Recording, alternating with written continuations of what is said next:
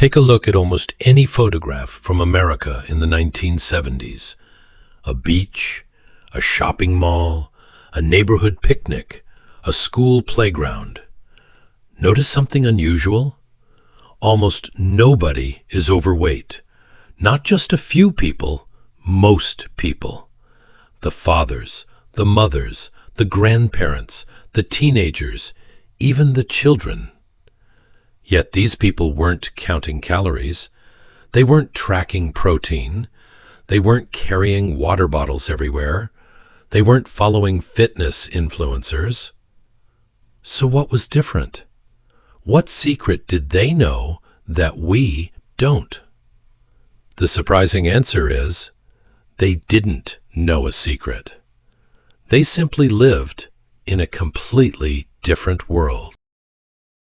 In the 1970s, most meals started in one place, the kitchen. Not a drive-through, not an app, not a delivery service. Someone actually cooked. Dinner took time.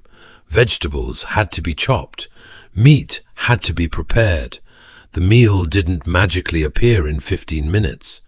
And because cooking required effort, people treated food differently. Second dinners were rare. Late-night fast food runs were uncommon. Once dinner was finished, the kitchen closed. And that simple boundary quietly prevented millions of extra calories every week. Today, food is everywhere. In the car, at work, at gas stations, at every checkout counter. But in the 1970s, eating was tied to meals, breakfast, lunch, dinner. That's it. Children heard a phrase that has almost disappeared today. Wait until dinner. And most of the time, they actually did. Because there weren't dozens of snack options waiting nearby. Food was for hunger, not boredom. Children in the 1970s were constantly moving, not because parents forced them, because there was very little alternative. No smartphones, no TikTok, no YouTube, no gaming consoles in every room. Entertainment happened outside. Children biked for miles, ran everywhere, played sports, explored neighborhoods, and often stayed outdoors until the streetlights came on.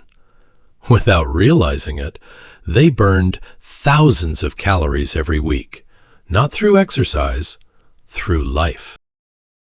One of the biggest changes happened quietly. Portions got bigger, much bigger. A soda that once felt normal now looks tiny. Restaurant meals expanded year after year. Plates became larger. Cups became larger. Desserts became larger. And people didn't necessarily eat because they were hungry. They ate because the food was sitting in front of them. Human beings are wired to finish what's on the plate, and the plate kept growing. In the 1970s, people moved constantly, not in gyms, in daily life. Yards were mowed by hand, floors were cleaned by hand, groceries were carried, errands often required walking. The world demanded movement. Today, many conveniences save time, but they also remove movement, and over decades, those missing movements add up.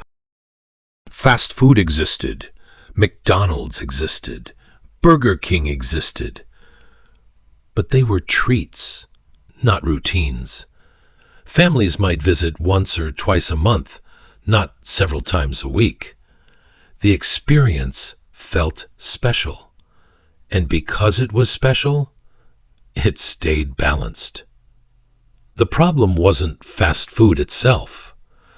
The problem began when fast food became everyday food. Here's the most important thing.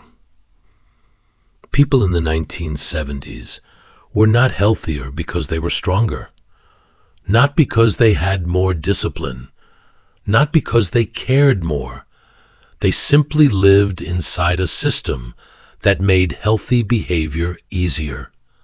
Meals were structured. Movement was unavoidable. Portions were reasonable. Children played outside. Food wasn't available every minute of the day. The world itself quietly protected them. Today, many of those protections are gone, and perhaps that's why those old photographs feel so different. The people weren't extraordinary. The world was. We didn't lose our willpower. We lost the environment that made willpower almost unnecessary. And maybe that's the real lesson hidden inside those old photographs.